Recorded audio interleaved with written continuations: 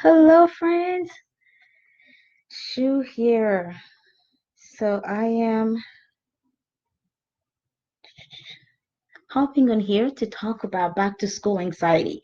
So let me just give me a second here to share this out. Make sure that all our friends are able to join us. I know some of you are on your lunch break. And that's kind of how I did it. So I planned it to just be a little brief discussion on back to school anxiety, and I don't want it to take too long, and I'll share some resources afterwards that you can refer to.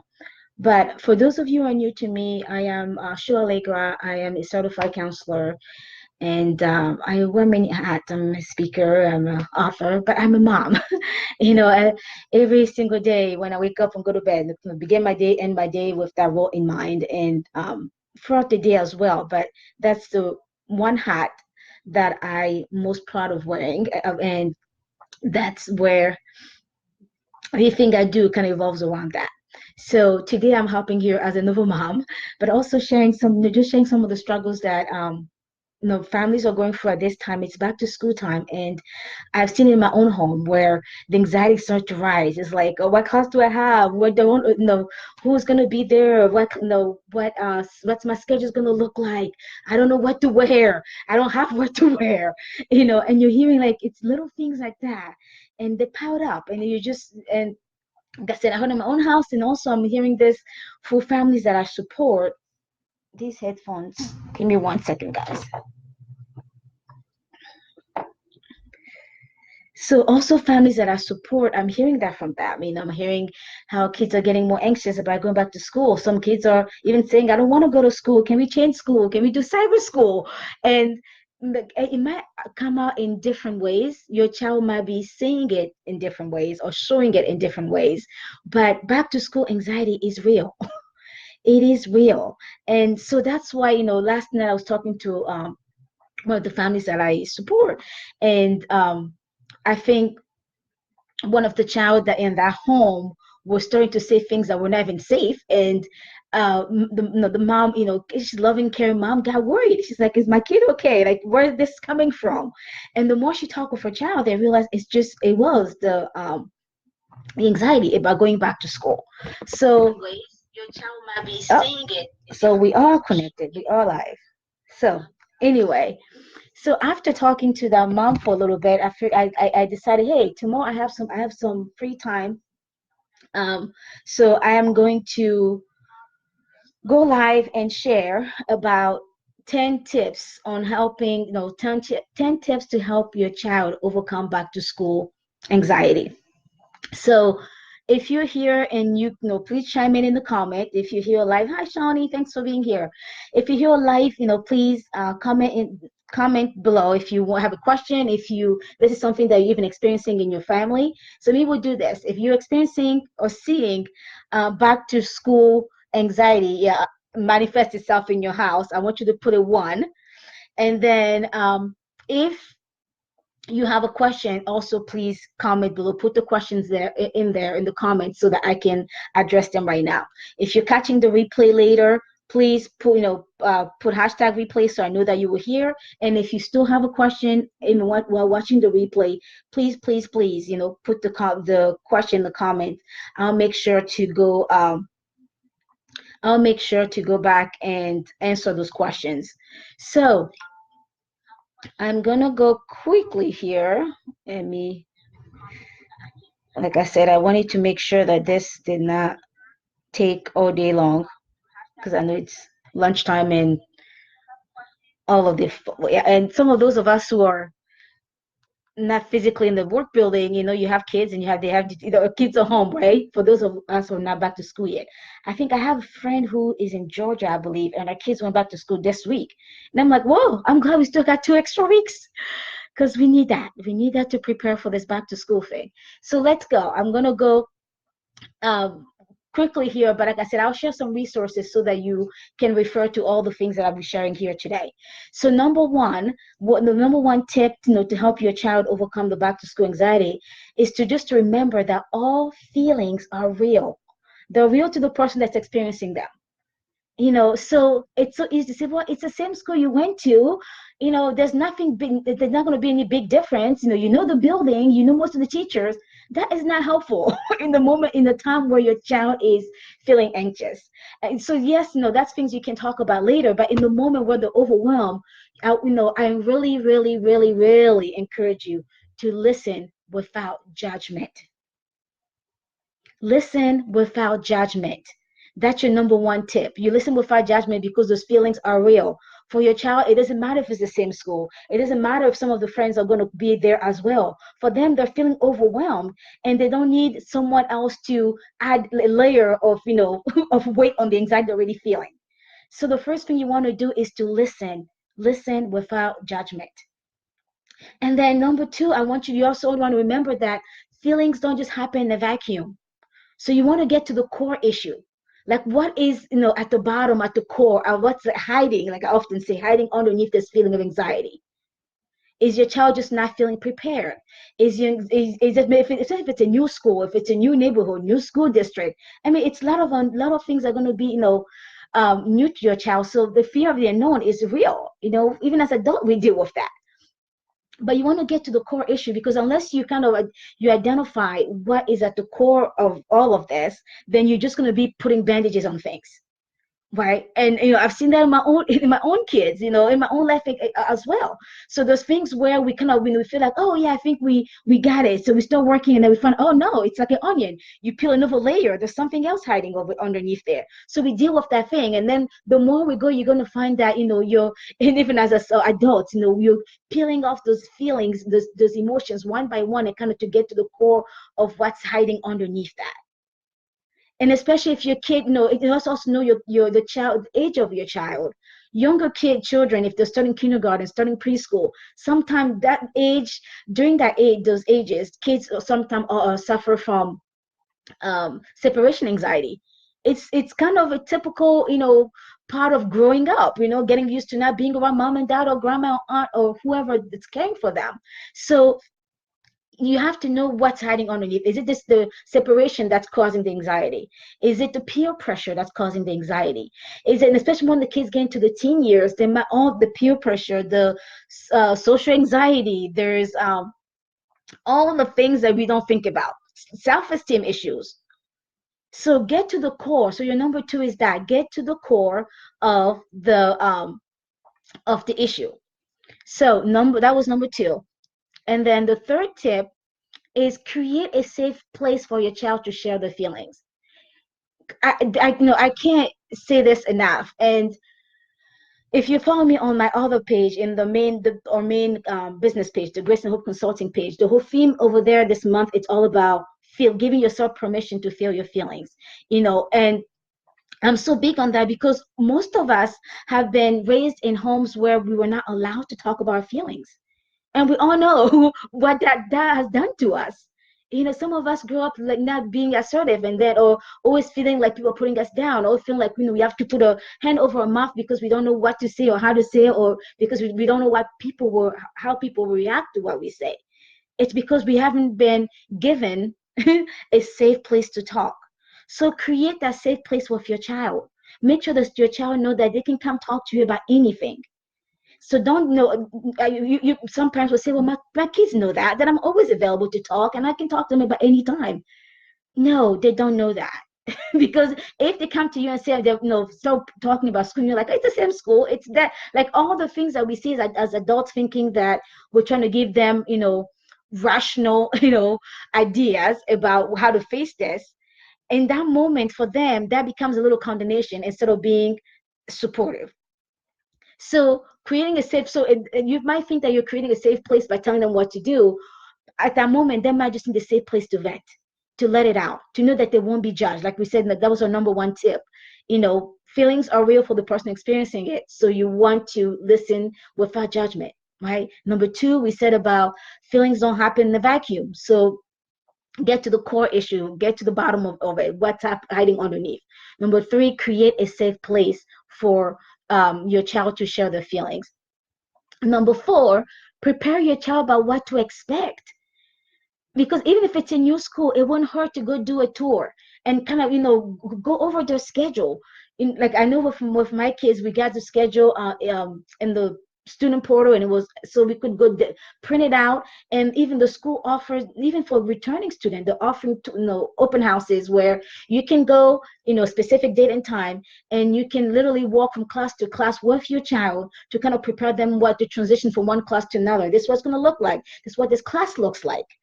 And I know some of us who have kids, who have um, special needs, as people frequently call it. We kind of do the extra work of preparing our kids for transitions. But to be honest, all kids, every kid needs that. Every kid needs to know what to expect, because the anxiety gets higher, because they don't know what to expect. They don't know what that first day is going to look like. They don't know what they're going to sit and who they're going to sit with, who's going to be with them on the bus, what the new teacher looks like. So to alleviate some of that anxiety, prepare them as much as you can, as much as you can. So tour the school, meet with the teachers, go over the schedule. And let's say you're just moving to a new area, and maybe you missed the back to school night. It's okay to pick up the phone and call the school and still request a tour. Right now, although maybe your kids are not back in school yet, but all the administrators are back there, and the teachers will usually go out a week or maybe 10 days before the kids start. So it's going to be someone at that building that can give you a tour, even if it's not a scheduled tour for everyone. And also, if you go like even a week before school starts, the teachers will be there preparing the classroom.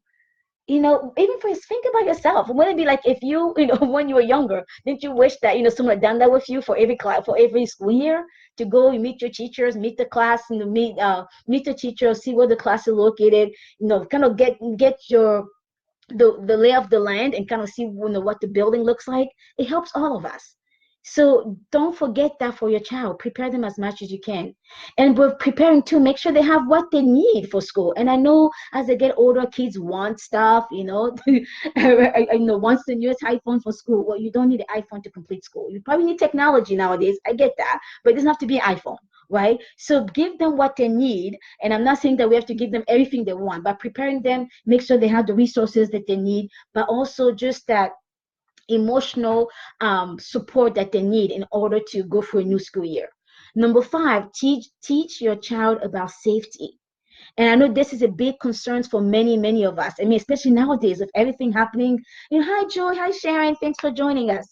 Everything happening around us. I mean, it's scary to even send your kid to school. And I honestly, I am one of those parents too. I'm just like, oh, and literally, like, my kid's school is right next door. So but the two boys will be going right next door, and it's right there. I can even see the school from my bedroom window. But I still am a little concerned. So what do you do? Back to that, it kind of goes along with preparing your child. You want to teach your kids about safety. Not just safety because they're going to do something wrong themselves, but what you do in an unsafe situation. So you want to go over whatever the safety concerns are. What to do if they're sick, what to do if they fall, but what to do if, nowadays, what to do if they hear loud noise outside, what to do if the stranger walks into the school and they don't know him or her, right? Safety is a big concern for us parents, and I'm sure that causes anxiety on ourselves as parents. So in order to alleviate that, you want to make sure also you teach your kids about how to be safe, and that will go a long way, not just for school, but it goes a long way in life, period. um, but also along with teaching your child about safety, you want to make sure that your child knows where to go for help.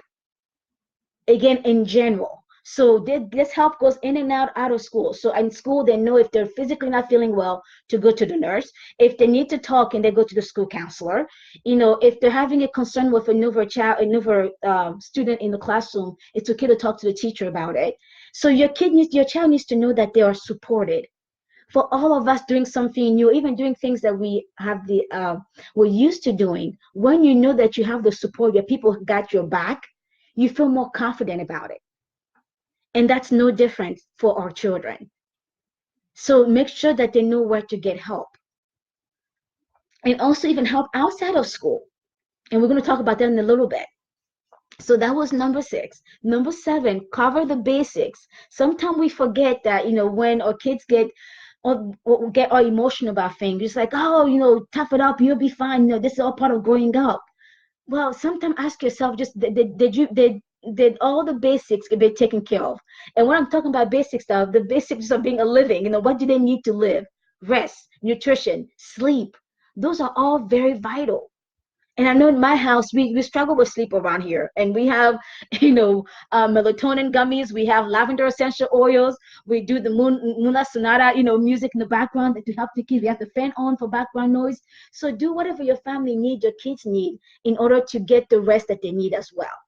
And this, we'll do another, I think later on, in this month, we'll do another live here on routines. But that's one thing that's also important. So with that rest and nutrition and sleep, it's good to get your child into a routine. And also when you get your child into a routine, it helps them to feel prepared for the day. It helps them to know what to expect. So that routine kind of goes through, goes along with a lot of the other things I already mentioned.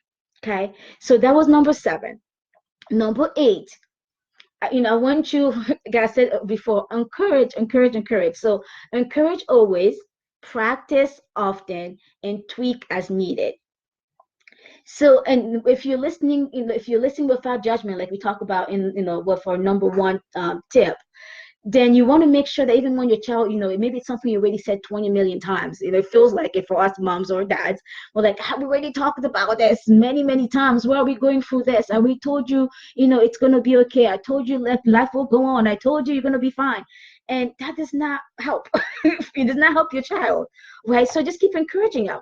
It's okay. Don't remind them how many times you talked about it. Just say, give them the encouragement they need in the moment. Encourage as much as you can, because it goes back to the idea of knowing that someone got your back, that you're not being judged for feeling, overwhelmed, because being overwhelmed is a natural feeling.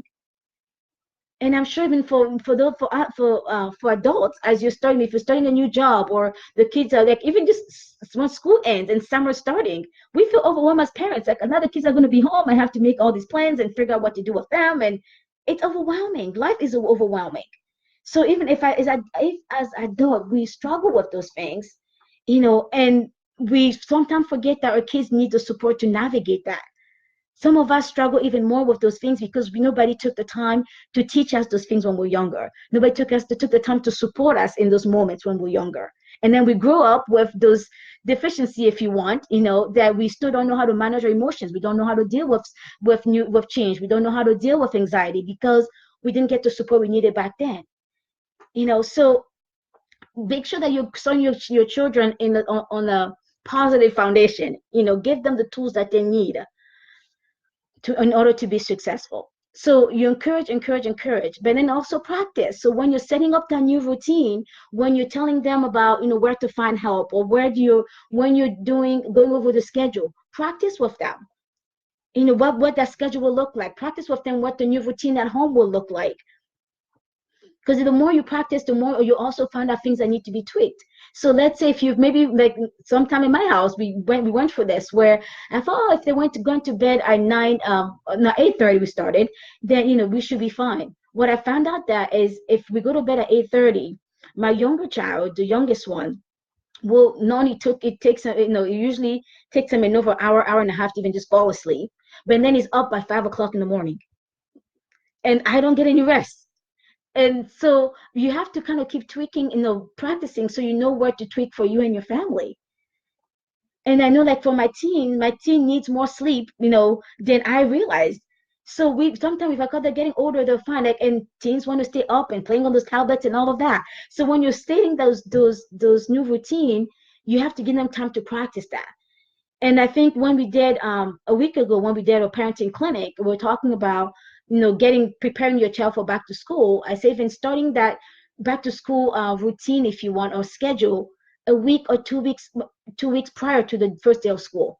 Because you know your child best, you know what they need. By giving them the time to start practicing that routine really, really helps. So I know, like in our house, like I said, I have one that can go to bed and just fall asleep and she's done. And I have some we send to bed and they're going to be up for a while. So sometimes, a bedtime routine might be a little, in stages, if you want. And, we keep tweaking, find what will work for one child. Because again, back to the idea of being person-centered, all your kids are not the same.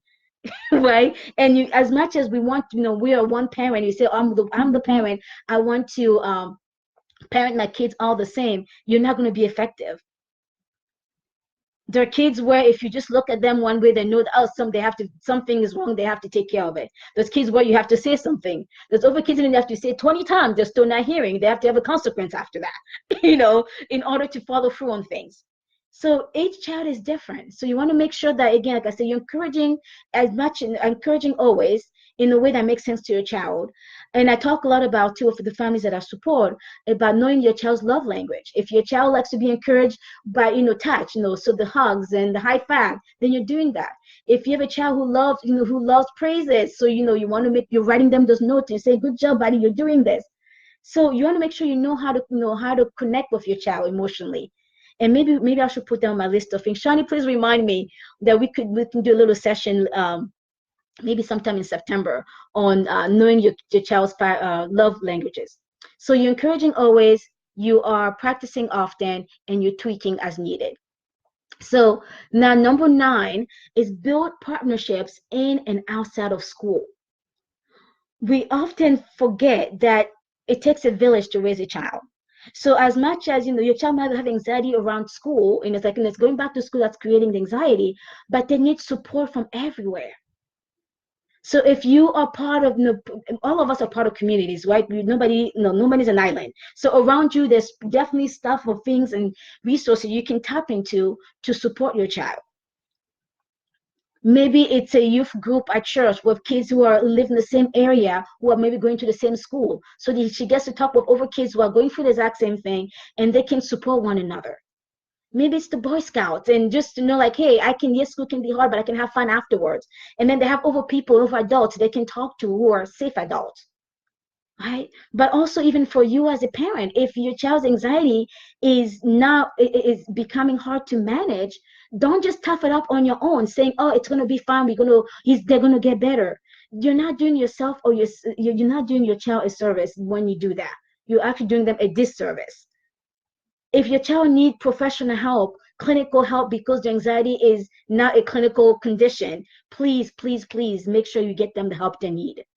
Reach out to, if you don't know where to go, reach out to your family doctor first and start, talking about that there. Look into counselors in your area. Talk to even the school counselor. Some schools will have sport groups, right there at the school for kids who are struggling with things like anxiety, depression, and other concerns. So you need to build that partnership for your family. What makes a strong family is not two strong parents or one strong parent. It's the village that surrounds them. It's how you are strong as your support system. And I know that some of us will say, well, I don't have a support system, I don't have family here. I don't have family here either. And I often say, if anyone is, I guess, the poster child for building support system, I think my family will be it, for at least as far as I know. I haven't, but I'm originally from the US. Right, I came to the US when I was younger, and then came back again in '04 as a young adult. And all my kids were born here. My biological mother is not here. I have very few blood relatives in this country, and they're not so really connected to us. And like, we're building those relationships. It's getting better, but it's not. I don't have My kids don't have, like, oh, it's Friday, we're gonna go spend the weekend at grandma or grandpa's house. We don't have that. Or if I have to work, I don't have, like, oh, I'm just gonna drop off the kids at my sister's house, or they go to aunt or uncle so and so. We don't have that. The support system that we have, that people who support us, are not people who are related to us by blood. That's what I mean by building that partnership outside, in and outside of school. You need it for yourself as a parent, but your child needs that as well. All right, so number 10, remember, kids are resilient. Because I think sometimes it goes from both. Like, I've seen both extreme. Like, I've seen parents who say, well, this, they're gonna get through this phase. This is gonna okay. It's gonna be okay. And then they don't do anything about the child's, worries and concerns and anxiety, and then things gets worse. And then sometimes I see parents who, the child is struggling just a little bit, and they're just like, this is the world, the sky is falling, the sky is falling, right? I've seen both extreme, and neither one is quite really healthy. You kind of have to find that balance, right? So when I say that kids are resilient, is to remind you that one bad day does not mean a bad year. And that's part of life. So when we were talking about anxiety and overcoming it, it doesn't mean that your kid's going to have perfect day every single day of the year. I mean, even as an adult, do you have a good day every day of the year? No. There are days that are challenging. There are days that are okay, and those days were just like, oh my goodness, this was awesome, right? So give your child also the opportunity to experience all of life. That's just, it's part of life. But then you may, even as you're exposing them to all of life, letting them have opportunity to build build the resiliency that they need, but we're providing them the support they need to go through that. So I hope that was helpful. And I'm going to recap here briefly all 10 of them. Um, where was I? I'm trying to get back to my notes. See, this is what happened when you're trying to do too many things at once. So number one, all feelings are real to the person experiencing them. Listen without judgment. Number two, feelings don't happen in a vacuum. Get to the core issue. Number three, create a safe place um, for your child to share their feelings. Number four, prepare your child about what to expect toward the school, meet teachers, go over schedule. Number five, teach your child about safety. Number six, make sure your child knows where to go for help. Number seven, cover the basics. Rest and nutrition and sleep are vital. Number eight, encourage always, practice often, and tweak as needed. Number nine, build partnerships in and outside of school. Number 10, remember kids are resilient. One bad day does not mean a bad year. So I am going to share here, I'm going to share a link with you. So on this link, I actually, my lovely, lovely, lovely helper, Shawnee, she saves the day. She keeps me in line and order, and I don't know what I'll do without her. But she actually helped me put all those 10 tips in all the 10 tips in a PDF format. So if you and it's free, you can just go and download. I put the link on here on there, and download the 10 tips so you have as a reminder for yourself.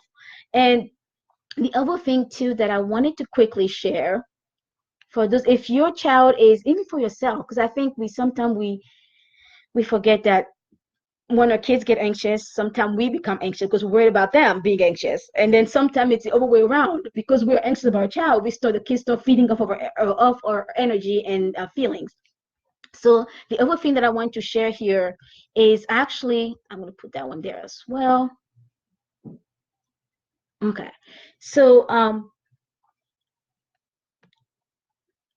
it's another PDF. It's actually a guide. It's a guide of 40 ways to calm anxiety, to calm yourself when you're anxious.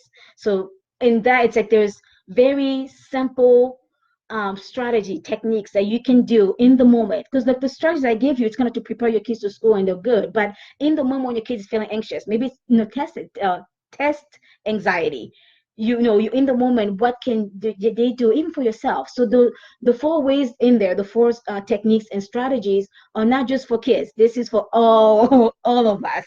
I use these techniques myself. I use it on my kids. I use it with my clients, and they didn't even know that we actually had a 40 ways to doing that. So now that it's finally done, I wanted to share that with all of you. So please go online. You can download the 10 tips to help your kids overcome back to school anxiety. That's totally free. The 40 ways to calm yourself when you're feeling anxious. I think it's like only $2.99.